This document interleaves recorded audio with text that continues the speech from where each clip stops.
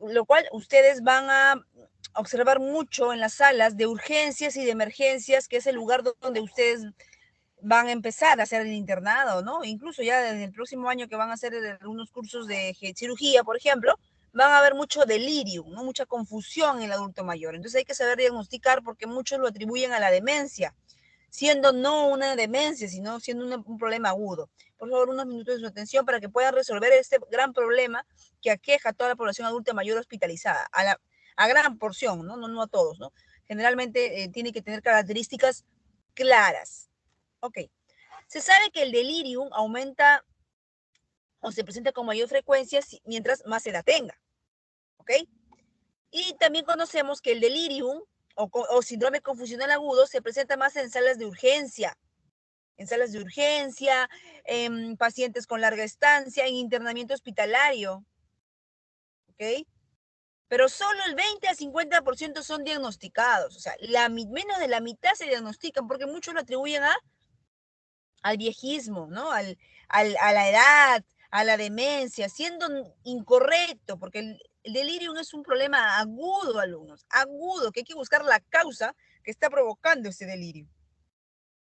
El delirium se presenta como les comenté, ¿no? En centros de recuperación funcional o residencias, es decir, puede presentarse en, en pacientes en asilos, ¿no? En pacientes institucionalizados, en pacientes ingresados a UCI, en quienes precisan cuidados paliativos, ¿no? Entonces, importante conocer esto, ¿no? Ingresados en UCI, en quienes precisan cuidados paliativos durante el periodo postoperatorio, en todos estos pacientes, en todo este tipo de pacientes se va a presentar el delirio. Entonces, mientras más agudo sea el cuadro, más delirio se va a presentar. Acuérdense también que los pacientes que tienen enfermedades terminales, por ejemplo, el cáncer, a la larga todos los que fallecen con delirio, ¿no? El delirio o síndrome confusional agudo es un síndrome y como tal puede estar formado por varios síntomas y signos. Es un síndrome, pues. Siendo pues múltiples las formas de presentación, o sea, no necesariamente es el paciente que grita, que se autolesiona, no. Ese no es tan frecuente. El más frecuente es el paciente que está descansando, dormido, ¿no? Hipoactivo. Entonces, como tiene múltiples formas de presentación, es muy difícil el diagnóstico. No difícil, sino dificulta, porque ustedes luego de tener esta clase van a saber diagnosticar deliriums muy rápidamente. Dificulta. Más que una enfermedad en sí mismo, representa una complicación de otra enfermedad subyacente, que muchas veces pasa desapercibida y que generalmente es la que marca el pronóstico. Entonces, más que una enfermedad en sí, más que una enfermedad subyacente, más que una enfermedad así es la complicación de otra enfermedad. O sea, por ejemplo, una infección urinaria puede provocar delirio. Entonces, muchas veces pasa desapercibida, como les comenté en la primera clase de cambios fisiológicos, y el doctor habrá conversado con ustedes en BGI. La clínica del adulto mayor es inespecífica, muy inespecífica, no tiene un cuadro típico, no tiene un síntoma guía principal. Entonces, al no tener un síntoma guía principal, probablemente no presente síntomas de infección urinaria. Entonces, lo único que va a presentar a veces, se presenta mucho delirio a veces en pacientes con algún tipo de infección, siendo el principal síntoma en esos pacientes. Entonces, solo tienen delirium, no tiene otra manifestación. Difícil que piensen en una infección urinaria, ¿verdad? Pero siempre hay que buscarla porque es la causa más frecuente. Por lo que debe ser descubierta y tratada, siendo pues el diagnóstico etiológico una urgencia médica. ¿Qué quiere decir? Que si bien encontramos un paciente con delirium, buscar la causa porque es una urgencia médica. Hay incluso estudios que asocian delirium con mortalidad al año, entonces es importante. La clínica suele ser diversa. Lo principal y la característica principal de estos pacientes es alteración en el nivel de conciencia. O sea, no te responde adecuadamente a estímulos externos o nivel de alerta. Generalmente puede estar sonolienta, puede estar aumentada también. La atención es lo más sensible, incapacidad para entender o preguntar o preguntas más o menos complejas. Dificultad para cambiar la atención hacia otra idea, se distrae muy rápidamente, incoherencias, es importantísimo todo esto. Alteración en las funciones cognitivas, hay un problema en la orientación, en la memoria, en la percepción, en la abstracción, en el razonamiento, entonces Es importante todo esto, ¿no? La orientación. A veces la desorientación temporal suele ser el primer síntoma clínico que podría presentarse, ¿no? Y la memoria, generalmente la memoria episódica. Las alteraciones conductuales como agitación, como inhibición, puede presentarse. Instauración aguda de horas a días, fluctuación a lo largo del día, empeorando sobre todo por la noche, estando hiporreactivo o incluso asintomático durante el día. Eso es importante. Alumnos, características claves del delirio. Se agita o se inhibe. Instauración aguda, ¿qué quiere decir? Que el paciente estaba totalmente normal y que de repente empezó con estos cambios. Aguda, fluctuante, porque puede tener la concentración, alterado la concentración, pero en la tarde está normal y luego en la noche vuelve a estar alterada. Entonces es fluctuante, fluctuante. Cambios emocionales y emociones inapropiadas. Puede haber ansiedad, agresividad o hipomanía. Cambios autonómicos, importantísimo eso, alumnos, importantísimo. El delirium se caracteriza por una incapacidad del cerebro. Acuérdense que yo les comenté en los cambios fisiológicos que normalmente del 100%, un 30, 35, un 35, 40% aproximadamente funciona, ¿no? Para hacer nuestras funciones. Las que hacemos son actividades instrumentales avanzadas, las actividades que realizamos diaria, el cerebro solamente utiliza ese porcentaje y todos los sistemas, porque guarda lo demás, es tan sabio la naturaleza, guarda lo demás para cualquier evento estresante. Entonces, en este caso, por ejemplo, una infección urinaria, neumonía o X cosas, lo guarda para este evento estresante. Pero en el delirium, perdón, en pacientes que presentan delirium, esta reserva funcional no existe ya. ¿Eso qué quiere decir? ¿A quiénes le dan delirium Úrsula más frecuentemente?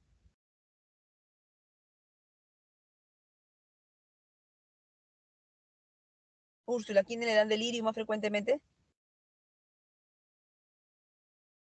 Alumnos, ¿me escuchan? ¿Me escuchan? Sí, doctora, se le escucha. Ya. Úrsula, ¿a quién le da delirium o quién está presentando? No logro visualizarlos. ¿Quiénes dan delirium entonces? Si es el paciente susceptible, vulnerable, tiene menos reserva fisiológica. ¿Y me contesta? Es la tercera clase de geriatría, ustedes ya deben saberlo.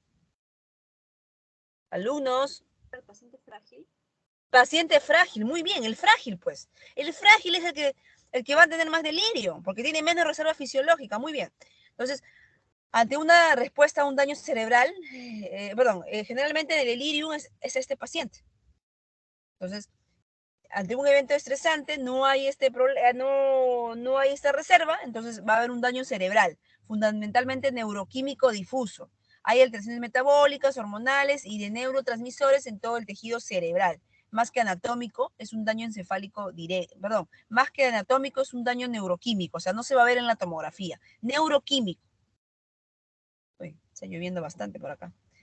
Para que se produzca el delirio tiene que haber dos cosas, principalmente un factor precipitante y por otro lado un individuo susceptible, quiere decir un paciente frágil va a darse, un paciente vigoroso no se va a dar, pues. No todas las personas tienen la misma facilidad para presentar este síndrome, o sea, el delirio.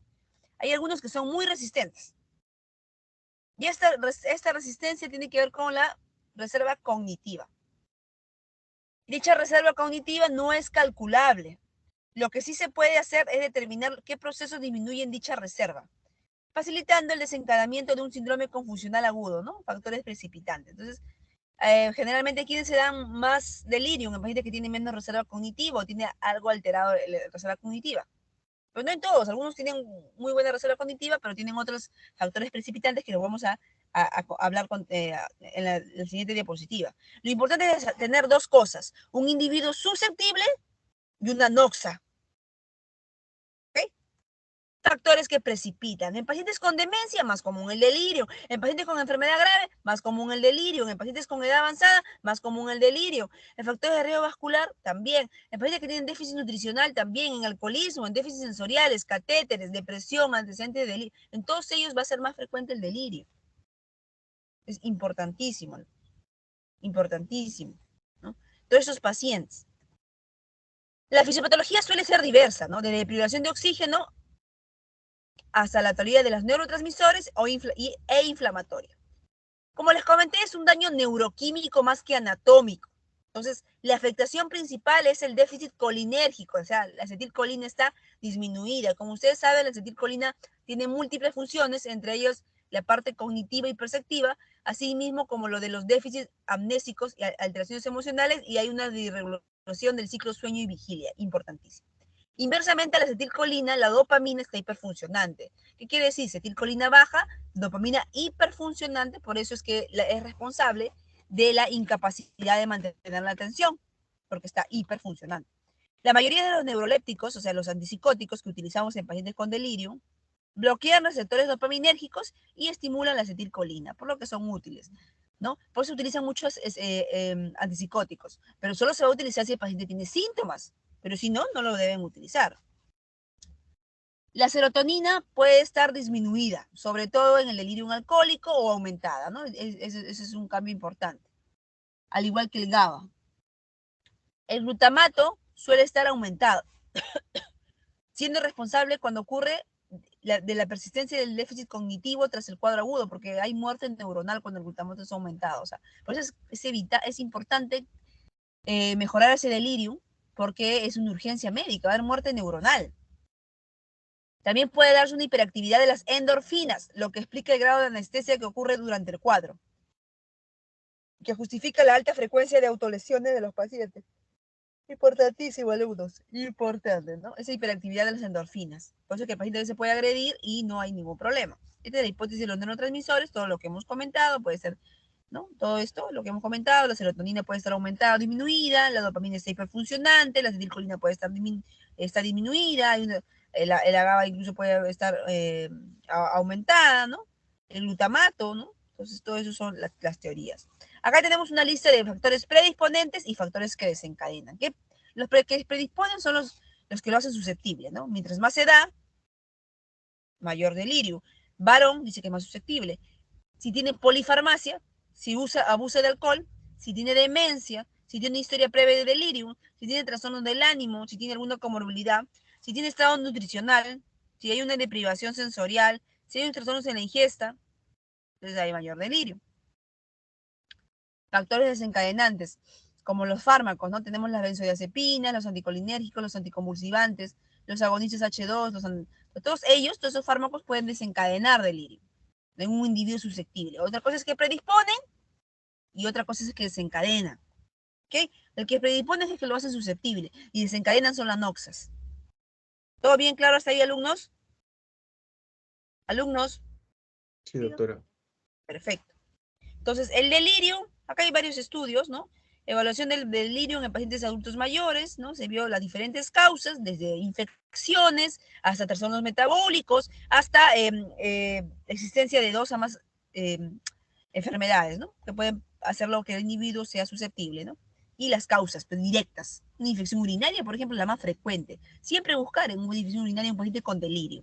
Doctora, ¿cómo diagnostico delirio? Ya, un momento. Ahora vamos a ver cómo le diagnostican delirio. Prevalencia y factores de riesgo del estado confusional agudo del doctor Lama hace algunos años, ¿no? El doctor que es nuestro docente también, ¿no? En la sala de urgencias médicas. Y se vio que el deterioro cognitivo crónico era el factor de riesgo más importante. Fármacos asociados a delirium, o sea, que pueden causar delirium, todos estos. Ya van a hablar en su seminario de polifarmacia, ¿no? Conózcanlo.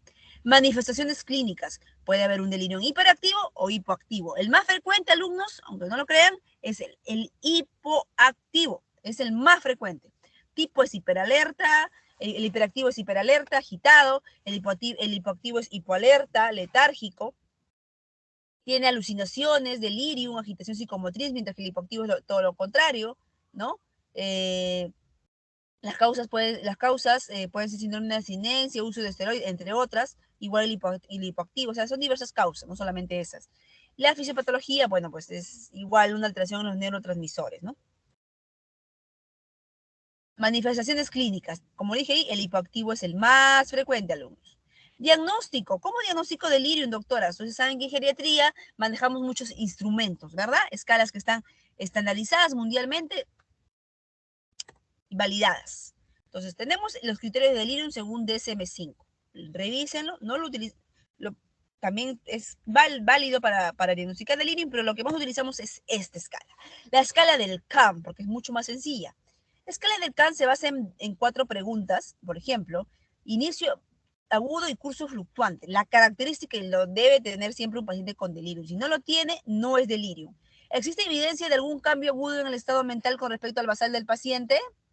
Se preguntan eso. ¿La conducta normal fluctúa durante el día, alternando periodos normales con estado de confusión? Ustedes van a preguntarse eso, ¿no? Van a ver y van a ver al paciente y van a preguntar, ¿será? Si es sí, positivo. Desatención. ¿Presenta el paciente dificultades para fijar la atención? Por ejemplo, se distrae fácilmente, siendo difícil mantener una conversación. Importantísimo. Pensamiento desorganizado. ¿Presenta el paciente un discurso desorganizado e incoherente, con una conversación irrelevante, ideas poco claras e ilógicas, con cambios en el tema de forma impredecible? ¿Hay una alteración del nivel de conciencia? Para el diagnóstico, tanto el primero como el segundo tienen que estar presentes. Y los otros, y el 3 y el 4, al menos uno. Y se dice que es delirio. ¿Okay? Siempre es bueno diferenciar entre delirium y demencia, porque muchos colegas piensan que a todos hacen viejismo, ¿no? Demencia, demencia. Y no, muchos de ellos no es demencia. Acuérdense que el delirium es súbito. La demencia es insidioso. El delirium es fluctuante, o sea, los cambios de concentración pueden ser malos en la mañana y la tarde está normal. Que no pareciera que tuviera delirio. Y la noche volver a tener este cambio. Entonces, en cambio, la demencia es estable. La conciencia puede estar disminuida, en cambio, la demencia a veces puede estar normal, te contesta lo mismo que tú le estás preguntando, pero ya hay alteración en la memoria. Atención puede estar globalmente alterada, ¿no? Y eso lo van a revisar alumnos porque es pregunta de examen. Diferencias entre delirium y demencia. Objetivos: detención y corrección de la causa del delirium, brindar medidas de soporte y prevención de complicaciones y manejo de manifestaciones y educar a pacientes y cuidadores. Siempre me hacen interconsultas por delirium. Entonces, lo principal es que el cuidador esté con el paciente, o sea, la familia, ¿no? Para que mejore ese delirium. Primero, cuando ustedes ya diagnostican delirium, buscar la causa, alumnos. Causa, ¿qué le está causando el delirio? ¿No? Ver que el ABC o el CBA, ¿no? La vía aérea, la circulatoria, todo eso para que evitar las complicaciones.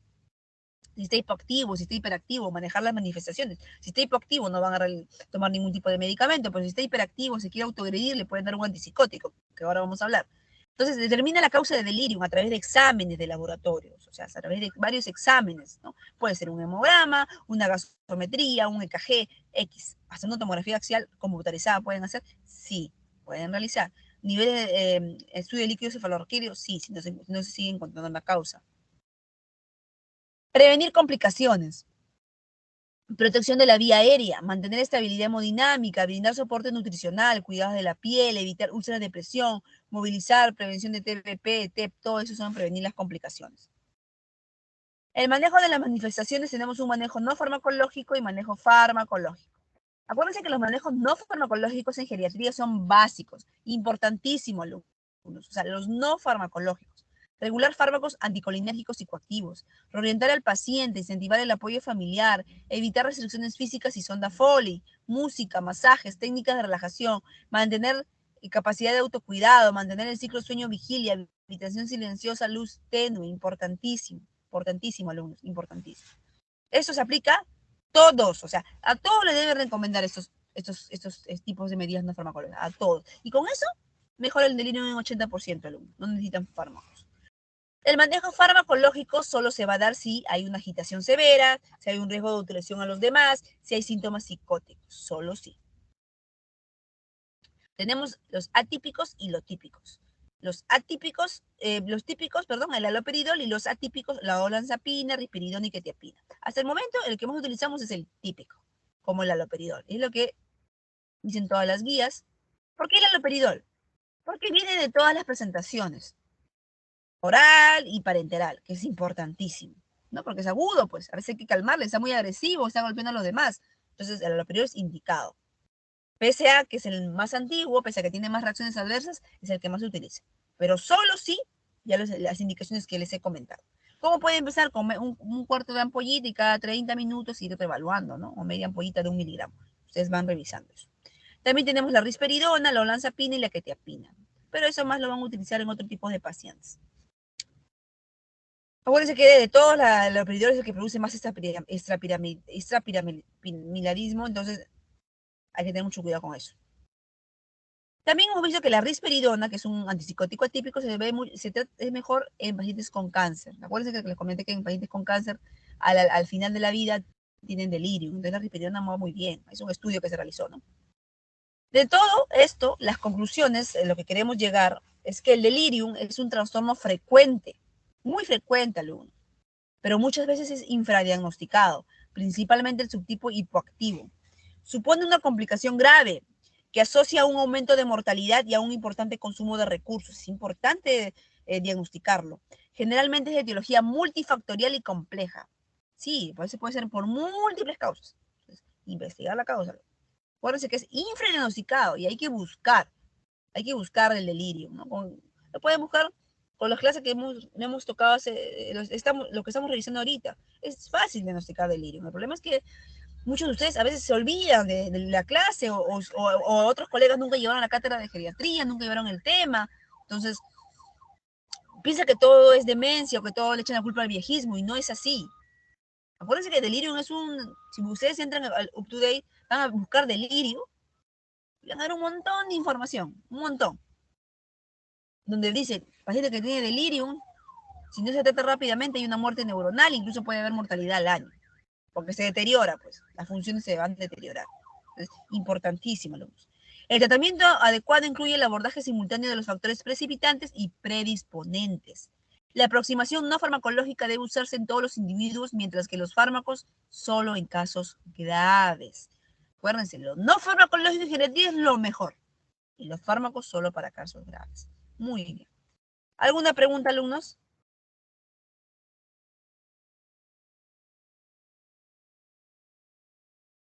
Doctora, si se tiene un paciente que está, como usted mencionaba, en un caso grave, se le indica el fármaco, por ejemplo, el haloperidol, pero solamente es para el episodio. Claro, Sudoración. solo para el episodio nada más. Hay que buscar la causa principalmente. No va a seguir teniendo delirio.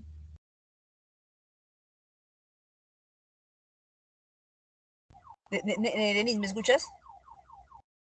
Sí, doctora, se le escucha bien. Ya, el fármaco solamente para controlar, pues si está muy agresivo, no deja dormir a sus compañeros porque está gritando todo el tiempo, entonces le damos el fármaco.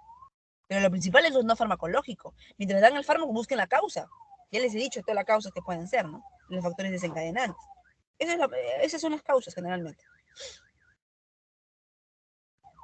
¿Alguna pregunta, alumnos? Es un tema que van a ver muy frecuentemente, ¿eh?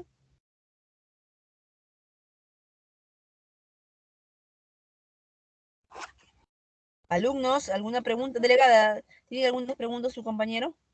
Eh, yo tengo otra pregunta, doctora. Sí, Doctora, pero en el caso del paciente que vive en su casa, que tiene un cuadro, un primer cuadro en todo caso, los pacientes no llegan así en cuadro a la consulta, es que llegan los pacientes de haber estado no escucho, no calmados. escucho. No, muy bajo, Nelia. A ver, habla un poquito más fuerte. Le mencionaba que en estos casos, ¿cómo llegan los pacientes a la consulta? Porque entiendo que los pacientes pueden, o sea, dentro del cuadro pueden no querer salir de casa, estar irritables y no llegar a la consulta. Los que viven en su ¿Ya? casa, no los que están en el hospital. O sea, ¿cómo llegan? A veces, mira, Condiciones. generalmente pueden llegarme a consultorio, es lo que me llegan, mi paciente, que lo he visto anteriormente, con algún grado de deterioro cognitivo, pero muy leve, pero sí característicos que son frágiles, eso sí, frágiles o geriátricos. Eso tiene que ser característico. Un vigoroso no tiene delirio. O es muy raro, dependiendo, ¿no? Un frágil viene, doctora, viene a su control, doctora. Mi papá normalmente se levantaba en la mañana, iba a comprar pan, ¿no? Porque estaba cerca. Iba, porque ya el frágil, acuérdense que tiene un problema ya en la movilidad, ¿no? Definitivamente, el trastorno de la marcha, es característica. Iba a comprar pan, doctora, veía sus noticias, pero de hace 2 días, doctora, parece portador de sonda o tiene un problema prostático como antecedente. Doctora, pero hace 3 días ya lo veo hipoactivo, se levanta tarde. medio apático, no me contesta. Pues, hay un problema agudo. Buscar. Ah, no. Esto no es normal. Eso es algo que se está presentando, instauración aguda. Buscamos la causa. Y la más frecuente, infección urinaria, que puede producir esto. Igual la neumonía en los pacientes COVID, por ejemplo. Venían con delirio. A veces ni todos tenían, y solo delirio. Veamos la tomografía. Uy, compromiso un 80%. Parece que el adulto mayor no tiene síntoma típico, ¿ah? Y lo que más predispone es los cambios funcionales. Chicos, ¿sí? Gracias, doctora. Muy bien, gracias a ti, Denise. ¿Alguna pregunta, alumnos? ¿Quién va a hacer el seminario? Denise, proyectamos el seminario. ¿Quién lo va a realizar? Sí, doctora, buenos días. Ahí ya estoy proyectando. Hola, Jocelyn. Entonces, como no hay preguntas, bueno, cualquier inconveniente me hacen llegar a mi WhatsApp, ¿ya? Si desean algún tipo de consulta. Delirium, hay incluso unas páginas de un libro, que son algunas caras nada más, que lo van a revisar para el examen, por favor, alumnos. ¿Ya? Ok, vamos con Jocelyn, que va a hablar sobre prevención en geriatría. Algo muy importante, en geriatría se hace bastante prevención. Bastante prevención. ¿Ya? Importantísimo. Muy bien, empezamos, bueno, Jocelyn. sí, doctora. Buenos días, doctora. Buenos días, compañeros. Y ahora vamos a probar la prevención en geriatría. Bueno, antes de empezar a hablar un poco, tenemos que saber los cambios anatómicos y fisiológicos, ¿no? Acá el paciente, acá los ancianos van a tener alteraciones en la capacidad de adaptación, tanto en el adulto mayor, a los cambios, ¿no? De las distintas esferas de la vida en los ancianos. En las patologías que vamos a encontrar acá se va a dar por un desequilibrio y eso se da alteraciones, ya sea funcionales, cognitivas, psicológicas, en las cuales van a condicionar a una futura dependencia. También tenemos que saber que la geriatría va a tener la finalidad de curar las enfermedades, ya sea instaladas del anciano. ¿Y qué nos va a permitir acá, no? Disminuir la incidencia de algunas patologías, atenuar y retardar la aparición de otras patologías, evitar las secuelas, el deterioro y la dependencia, ¿no? Y en el objetivo vamos a ver lo que es mejorar la expectativa y la calidad de vida, mantener la percepción de bienestar, también mantener la autonomía, la independencia y el funcionamiento del adulto mayor. ¿Y con qué, no? ¿Cómo lo hacemos? Va a haber un equipo multidisciplinario, ya sea tanto físicos, psicológicos y sociales. También tenemos que recordar que la geriatría, como sabemos, es una rama de la medicina que se va a enfocar, ¿no?, sobre las necesidades que van a llegar a tener el adulto mayor, o también conocidos como o los ancianos, como también se les denomina. Acá la geriatría va a llegar a embarcar tres aspectos, básicamente, en la cual va a ser la prevención y la promoción de salud, en donde acá vamos a hablar más que nada de lo que son los programas específicos. El asistencial, la parte asistencial, va a llegar a garantizar el tipo y la calidad de prevención preventiva que se va a llegar a dar.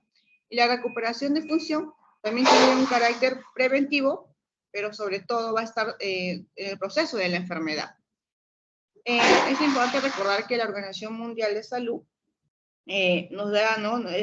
nos dice que se debería medir en términos de la funcionalidad que aquellas personas mayores van a presentar. Y para ello nos dan ciertos criterios, ciertos aspectos, ¿no? Uno es el temor al caer, que es dependencia a causa de la falta de salud. Acá se va a llevar más que nada cuando depende, ¿no? Cuando es que una persona cuando se encuentra enferma. Otra le da como riesgo de dependencia. Acá más que nada es el factor, ¿no?, como un riesgo que ellos tienen de depender de una persona. También se puede disminuir lo que es la prevalencia e incidencia de la enfermedad. También acá los adultos mayores no todos son iguales, se debe tipificar y especificar el tipo de prevención y aplicarlos, ¿no? Como debemos saber, no va a ser el mismo hacer una prevención de un anciano sano con un anciano frágil o un anciano geriátrico. Más que nada, el anciano sano se le puede dar una prevención primaria, ¿no?, incluso una secundaria, pero el anciano frágil y el paciente geriátrico, ahí sí o sí tenemos que dar una prevención terciaria. Entonces, tenemos que saber nosotros que es importante, antes de aplicar una prevención, debemos especificar y ver que el paciente, qué prevención se le debe dar. Bueno, tenemos que saber que las prevenciones es anticipar y evitar una enfermedad o secuelas, y se divide en tres: la primaria, la secundaria y la terciaria. La primaria se va a dirigir a intervenciones que reducen el riesgo en contraer enfermedades. La secundaria va a dirigir a mejorar los resultados y detener el proceso de enfermedad ya instaladas. Y la terciaria va a ser dirigir y prevenir el proceso de alguna secuela o incapacidad. Bueno, empezaremos con lo que es la prevención primaria. Tenemos que tener en cuenta, como dijimos, se dirige a las intervenciones que reducen el riesgo de contraer enfermedades. Más que nada, ¿qué quiere decir? Antes de la aparición de una enfermedad o una patología que pueda tener el adulto mayor. Y esto va a ser basado por una promoción y consejos de salud, en la cual nos va a ayudar a lo que es prevenir la enfermedad, prevenir el deterioro físico y mental, prolongar el periodo de la vida independiente y mantener así, potenciar la calidad de vida. Estos son recomendables es recomendable, ¿no?, para nuestro desarrollo de un envejecimiento saludable, ¿no? También tenemos que recordar que el envejecimiento saludable está orientado básicamente en las prevenciones.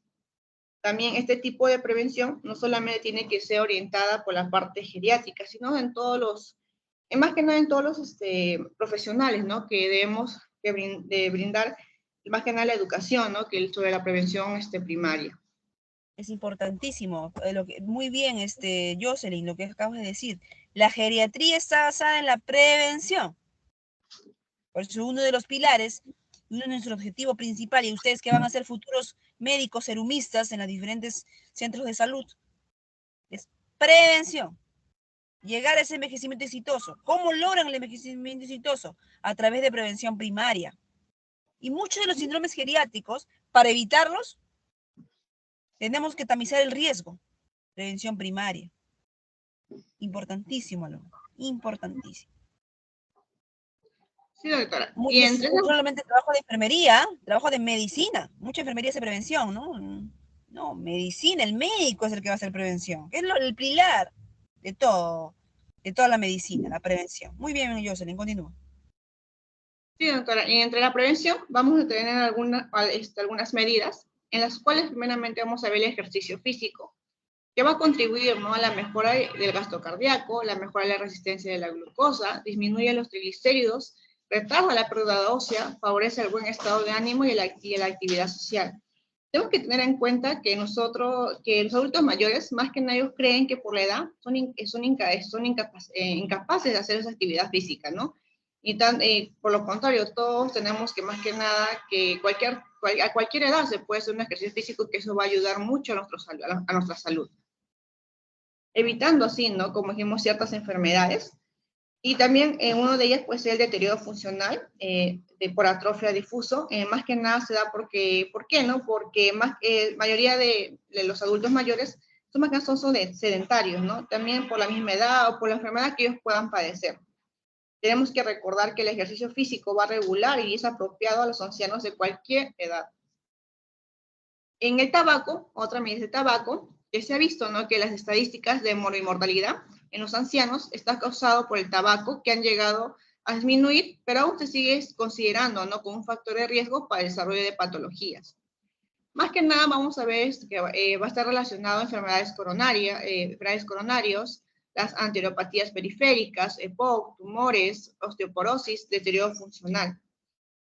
Tenemos que tener en cuenta que el adulto mayor tiene un hábito, ¿no? El que tiene hábito de fumar se ha llegado a considerar como una condición crónica, ¿no? Y por ello tiene que hacer un seguimiento de largo plazo. Por eso es que podemos evitar las recaídas, ¿no?, que a su vez se debe brindar como métodos para poder así facilitar el abandono y el consumo de tabaco, ¿no? Recomendar siempre que vayan a terapias de grupos o también métodos de sustitución, ¿no?, tanto de la nicotina. Otra medida es el alcohol, que también va a estar asociado a enfermedades que pueden llegar a ocasionar, como accidentes de tránsito, hipertensión arterial, arritmias, enfermedades gastrointestinales, hepáticas, deterioro cognitivo, interacciones de múltiples medicamentos, hasta incluso el insomnio, ¿no? Más que nada va a llegar a recordar, se va a llegar a recordar un cribado, ¿no?, para poder detectar así a la población, ¿no?, el consumo, ¿no?, excesivo del alcohol para aquellos mayores y por medio de un interrogatorio, ¿no? Más que nada acá el médico va a usar un cuestionario de Kaggle. Es un cuestionario que tiene 4 ítems y está estandarizado. Este cuestionario se puede ver, ¿no?, que el paciente si consume o no consume el alcohol. Y con eso podemos nosotros verificar, ¿no?, y ver si es que el anciano cumple esos cuestionarios, ¿no? Otro es la conducción de automóvil. Acá más que nada vamos a ver que va a llevar a recordar, ¿no?, las medidas que tiene que tener el conocimiento, ¿no?, si el paciente conduce o no conduce. Por esta, tenemos que ver, ¿no?, el riesgo de lesiones que van a tener, ¿no?, los accidentes de autos y que van a aumentar así con la edad y el conductor específicamente, ¿no? Tenemos que ver también algo estadísticas que según el porciento vemos que los conductores adultos mayores tienen menos accidentes que los jóvenes. Ya vemos que también los adultos mayores son más prudentes al manejar, ¿no? Pero por alguna enfermedad que puedan tener, entonces puede que haga ocurrir, ¿no?, también los accidentes. Otra medida de prevención va a ser la dieta, en la cual nosotros sabemos que el estado nutricional es uno de los factores muy importantes para poder nosotros potenciar el sistema inmunológico del paciente. En la dieta se va a evaluar por el medio del índice de la masa corporal. También tenemos que ver acá que los ancianos jóvenes se va a recomendar, se va a dar una recomendación, ¿no?, como en la población general. ¿A qué nos referimos, no? Como podemos decir, la reducción del consumo de grasas, que coman más frutas que verduras, o alimentos que tengan más fibras. En cambio, en los pacientes mayores de 75 a 80 años, acá se tiene que asegurar sí o sí la nutrición proteica calórica. Aquí la dieta se va a recalcar, ¿no? También nos habla que los suplementos dietéticos que no tienen un resultado concluyente, ¿no?, que si son recomendables o no. Lo mismo pasa con los suplementos y vitaminas que no son recomendables mucho. Básicamente lo que debemos recomendar nosotros es el consumo de los alimentos que contengan en casa. Incluso también los suplementos, las vitaminas, se le da no a todas las personas, sino a las personas que realmente lo necesitan, ya sean cuando tienen una desnutrición, ¿no?, el adulto mayor. Otros son las vacunas, en las cuales vamos a dar 3 vacunas importantes en lo que es el adulto mayor, que es la antigripal, que va a estar aplicada más que nada contra el virus de la influenza, y es principalmente responsable, ¿no?, de morbimortalidad en los adultos mayores, más que nada en los que van a llegar a tener patologías crónicas, tanto respiratorias y cardíacas. Y esta vacunación tiene que ser anual y mayores de 65 años. La antineumococo va a estar dentro de, va a ser es el agente etiológico más importante, ¿no?, entre la neumonía, extrahospitalarias y la meningitis en los adultos, ¿no? Esta vacuna también puede llegar a aplicar, se puede llegar a aplicar la misma vez, junto con la antitetánica, y que puede ser solamente en diferentes zonas, ¿no? También se va a llegar a recomendar la vacunación a los mayores de 65 años con factores de riesgo. La antitetánica, sabemos que el tétano es una enfermedad poco frecuente, pero en los países desarrollados se ha visto, ¿no?, que el 50% de los casos se ha dado que está dando en los ancianos. Otro es la prevención, el cribado de patología tiroidea. Acá podemos ver que el hipotiroidismo se va a detectar difícilmente, ¿no?, en los adultos mayores, porque las manifestaciones clínicas no son muy claras. Y se va a hacer realmente más frecuente en mujeres ancianas en comparación a los varones. También acá se va a llegar a recordar el cribado en las mujeres mayores de 50 años de edad, y aquellas que son asintomáticas, y esto se debe realizar cada 5 años. También tenemos que recordar que este cribado no se detecta beneficioso, ¿no?, para las mujeres menores de 50 años, sino se ha visto que es más beneficioso y sensible para las mujeres mayores de 50 años. Este cribado se va a llegar a calcular, ¿no?, los niveles de la hormona estimulante, la tiroidea, y también la hormona T4 libre. Otra medida es la prevención de algún evento cardiovascular.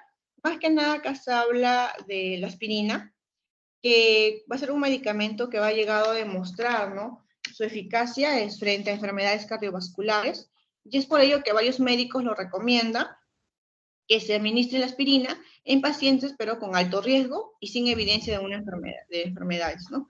También podría llegar a beneficiar la toma de aspirina en el concepto de la prevención primaria, ¿no? Y como debemos recordar que todas las medidas que se tiene que llegar es determinar más que nada la presentación del paciente y principalmente, ¿no?, la prevención primaria si tiene antes que aparezca esta enfermedad, ¿no?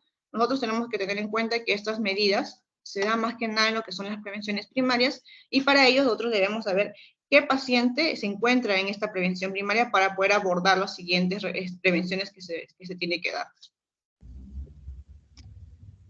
Bueno, ahora pasamos a la prevención secundaria, que más que nada esto va dirigida a mejorar el resultado y detectar, ¿no?, el proceso de la enfermedad ya instaladas. Más que nada, ¿qué? A la población diana, que eso más que nada acá se da a los que son ancianos, ancianos con enfermedad en fase preclínica. Esta fase va a predominar aquellas que van a producir cambios fisiológicos y que son reversibles, ¿no? Y también se pueden llegar a producir cambios como que pueden ser evidenciados por los médicos. También puede ser llegado a detectar por un cribado de tensión oportuna y para así diagnosticar y tratar precozmente, ¿no?, las lesiones de enfermedades ya existentes o dar un consejo sobre esas enfermedades. Entre las medidas vamos a tener la patología osteomuscular. Acá más que nada va a llegar a presentar en dos formas, tanto la artrosis como la osteoporosis. Pero en la artrosis, esta patología va a ser asociado, ¿no?, a lo que es el dolor, el deterioro funcional y el confinamiento domiciliario, ¿no?, que va a tener el adulto mayor. Pero dentro de esto de acá, dentro de lo que debemos hacer, es más que nada la educación, brindar la educación sobre lo de qué se refiere, ¿no?, la artrosis, los ejercicios físicos, también la ortesis, no, más que nada son aparatos que pueden usar las personas para que puedan caminar, lo que es la analgesia, ¿no?, cuando tiene un alivio para poder aliviar lo que es el dolor y la cirugía, ¿no? En la osteoporosis, acá vamos a ver que si tiene, ¿no?, dar ya suplemento de calcios, vitaminas D, ¿no?, que han llegado a demostrar que pueden llegar así a aumentar lo que es la densidad mineral y ósea, y ya también a prevenir fracturas vertebrales, ¿no? Todas estas medidas que hemos mencionado van a llegar a prevenir básicamente las caídas del adulto mayor.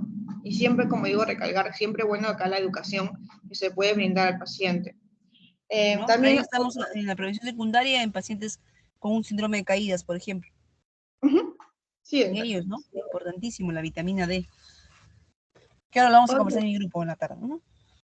Otra es la patología sensorial. Acá, más que nada se va lo que es la auditiva, y la auditiva y sensorial, que van a ser fundamentalmente, frecuentemente, ¿no?, las incapacidades en los adultos mayores, como la hipoacusia, que es más que nada es la causa más frecuente, ¿no?, que va a ser la pérdida de la audición, sobre todo por los sonidos frecuentes más altos, ¿no?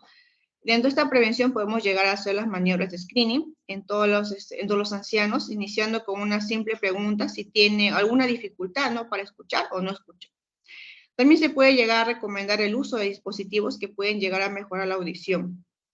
También la otoscopia, que nos va a permitir, ¿no?, la exploración del oído del paciente. Vamos a ver si tiene serum en el oído, y eso puede ser que también no escuche el adulto mayor.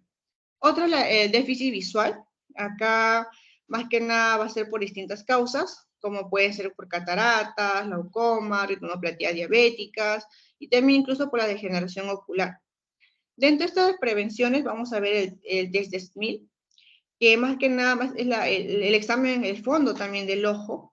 ¿Para qué? Para detectar nosotros precozmente una degeneración macular senil, y también dentro de las intervenciones que se puede realizar. Otra medida es la depresión, que vamos a ver que acá va a ser la presencia de síntomas depresivos, ¿no? Así podemos nosotros identificar en diversos estudios, ¿no?, como un factor de riesgo en la aparición de la incapacidad en los adultos mayores, ¿no? A esto se tiene que hacer un screening de depresión, ¿no?, en la cual vamos a ver si el paciente o no está con depresión. Otro va a ser el deterioro cognitivo de demencia. Acá se recomienda que se pregunte rutinariamente, ¿no?, en todos los adultos mayores por los cambios, ¿no?, tanto de su entorno, tanto funcional y mental, que pueden llegar a tener. También acá existe un deterioro en el aspecto o quejas específicas del paciente o del entorno, ¿no? Se va a llegar a recomendar realizar un test de cognitivo, por ejemplo, ¿no?, un mini examen cognitivo de Feinstein, que sirve como un test inicial de un cribado, ¿no?, para poder detectar así si tiene o no tiene la demencia. Otro va a ser el cribado del cáncer. Acá vamos a ver 3 puntos. Uno va a ser el cáncer de mama, que el otro es el cáncer de próstata, el colorectal y el cáncer del cuello uterino. En el cáncer de mama, la incidencia de este cáncer de mama va a aumentar con respecto a la edad y va a llegar a recomendar aquí realizarse examen físico, el uso de mamografías periódicamente. Y también es importante acá nosotros enseñar a hacerse la autoevaluación o el examen físico, ¿no?, de la mama, para que ellos también se puedan realizar, ¿no?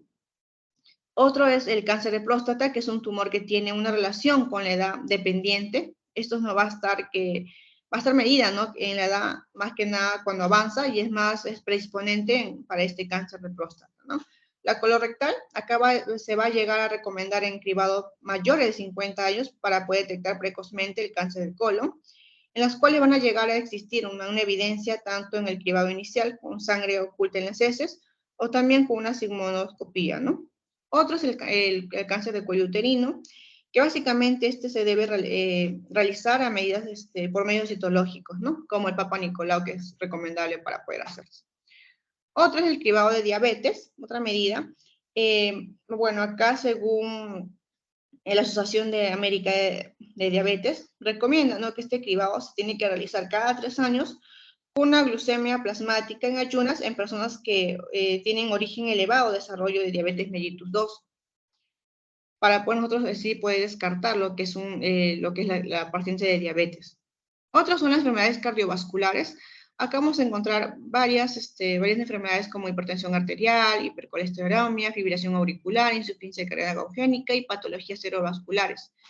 En la hipertensión arterial, va a ser un factor de riesgo también conocido en enfermedades coronarias, también así como los accidentes cerebrovasculares. También acá se va a llegar a recomendar a todas aquellas personas mayores de 65 años que se deben llegar a medir la presión arterial en cada consulta médica.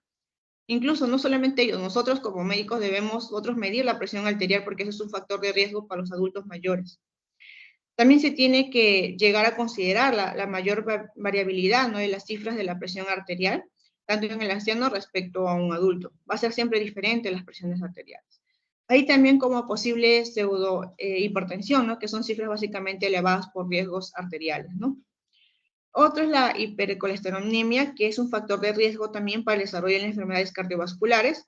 Dentro de estos, las medidas se van a llegar a recordar, ¿no?, hacer un screening a todos los adultos asintomáticos, mayores de 35 años, tanto varones y mayores de 45 mujeres, ¿no? Recomendado que no hay un límite de edad, pero que se le hace así en todas las pacientes, y es recomendable, ¿no?, para así ver las estrategias y la valoración, ¿no?, individualizada para aquellos pacientes que se encuentran entre 65 y 75 años. La fibrilación auricular se va a llegar a recomendar acá prevenir con anticoagulantes orales. En las insuficiencias cardíacas congénitas, acá se va a llegar a recomendar las dietas beta-bloqueantes o también la espinolactona, ¿no? En la patología cerebrovascular se va a llegar a recomendar a personas que ya hayan padecido un accidente cerebrovasculares y se va a tener que eliminar el factor de riesgo y aplicar una terapia antitrombótica, ¿no?, por medio de antiagregantes, como aspirinas o anticoagulantes orales. Como dijimos, más que nada en la prevención secundaria vamos a ver ya ciertas enfermedades o patologías que van a tener los adultos mayores, y siempre, como digo, es recomendable acá tener una educación y enseñarles, ¿no?, algunas maniobras que podemos nosotros detectar y que ellos lo puedan hacer o un familiar lo pueda hacer para poder nosotros prevenir o poder actuar a tiempo, ¿no? Otra es por último, la prevención terciaria. Más que nada, esto va a estar dirigido a prevenir el proceso de alguna secuela o incapacidad por medio de reconocimiento sistémico, el tratamiento oportuno, rehabilitación en adulto mayor. Esto más que nada, ¿qué va a hacer? Va a mejorar la funcionalidad y disminuir la dependencia. ¿Cómo así, no? Más que nada se va a dar por la valoración geriátrica, o el uso adecuado de diferentes niveles de atenciones asistenciales propios de geriatría, y la prevención y tratamiento de síndromes geriátricos. Nosotros tenemos que ver que la parte de la evaluación geriátrica integral es más que nada, tenemos que recordar que está enfocado más que nada en 4 puntos. Uno es la parte clínica, la parte funcional, social y mental. Y cada una de ellas tiene que ser muy bien analizadas y también tiene que ser recordar y realizar el uso adecuado de diferentes niveles, ¿no?, en la parte asistencial. No solamente en la geriatría, sino como dijimos en todos los servicios de salud, ¿no? debemos saber lo que es la evaluación geriátrica integral. Entre ¿Todo ellos claro, vamos a... sí, alumnos? Porque muy buena la exposición de Jocelyn, ¿ah? ¿Todo claro, sí? Ok, ya vamos por lo... Sí, doctor. Continúa, Jocelyn. Sí, y ya para terminar, entre la presión terciaria vamos a tener la prevención de la evolución de la enfermedad. Acá vamos a ver más que nada, va a estar dirigida a los pacientes con la enfermedad crónicas. Se debe basar en el manejo multidisciplinario, en la educación del paciente y acerca de la enfermedad y las consecuencias que puedan tener. Otro es la prevención de accidentes. Acá más que nada a nivel preventivo, terciaria, está dirigida a evitar situaciones, ¿no?, de riesgo para las caídas, accidentes de tránsito, accidentes en el hogar, enfocarse más que nada en los adultos mayores que sufren deterioros cognitivos, funcionales y déficit de tiempo sensorial. Y por último, la rehabilitación, que tiene más que nada, ha demostrado tener un significativo impacto en la parte de la tarea y restaurar, ¿no?, mantener la capacidad funcional y por lo tanto prevenir el deterioro de los ancianos. Bueno, eso es todo y debemos recordar que debemos nosotros más que nada especificar qué tipo de prevención corresponde según la edad y según la enfermedad que puedan tener los ancianos. Eso es todo, doctor. Gracias. Muy bien, Jocelyn, te felicito. Muy buena exposición. Muy sintáctica. Abordaste todo lo que debemos de tocar, tanto en la primaria, secundaria y terciaria. Como ustedes saben, nuestro pilar es la primaria y la secundaria, ¿no? La terciaria, no dejando de ser importante, también va a mejorar la rehabilitación. ¿Alguna pregunta para su compañera, alumnos? Para Jocelyn. Jocelyn, ¿me envías por el grupo tu código? Ya, doctora. Envías también las diapositivas, las cuelgas, por favor, porque voy a hacer pregunta de lo que tú has comentado hoy día. Está bien, doctora. ¿Le armo una carpeta o lo subo así nomás? No, hay una carpeta de seminario. Ah, ok. Ya ahí, por favor, la cuelgas porque voy a hacer preguntas de lo que tú has comentado. ¿Alguna pregunta para su compañero, alumnos? ¿Todo claro? Una exposición pequeña, sintáctica, donde resume toda la información de prevención de geriatría. ¿No? Delegada. Parece que no hay preguntas, doctora. Muy buena exposición. Muy buena exposición, Jocelyn. Nos estamos viendo entonces hasta la próxima semana, me parece, después del examen todavía para las siguientes teorías. Les recomiendo, por favor, leer las páginas que tengo sobre el delirium y prevención de geriatría, las páginas de un libro, que es muy conocido, me imagino ya la doctora les han enviado, a mi grupo ya les envié, para que puedan fijar conceptos.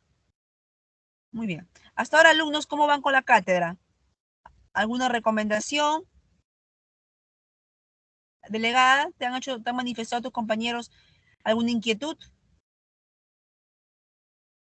No, doctora, por mi parte las prácticas están bien, no he tenido ningún inconveniente.